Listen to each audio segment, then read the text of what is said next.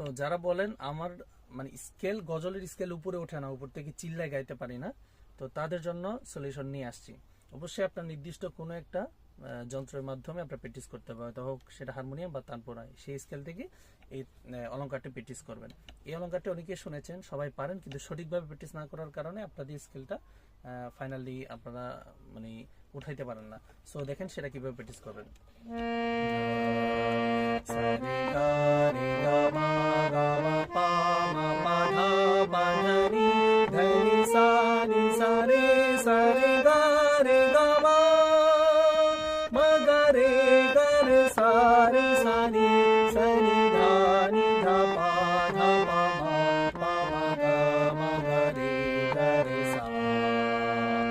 এভাবে এটা আ দিয়েও প্র্যাকটিস করবেন এবং ও দিয়ে এবং ই দিয়েও প্র্যাকটিস করবেন, তাহলে আপনাদের স্কেল ইনশাআল্লাহ ক্লিয়ার হয়ে যাবে।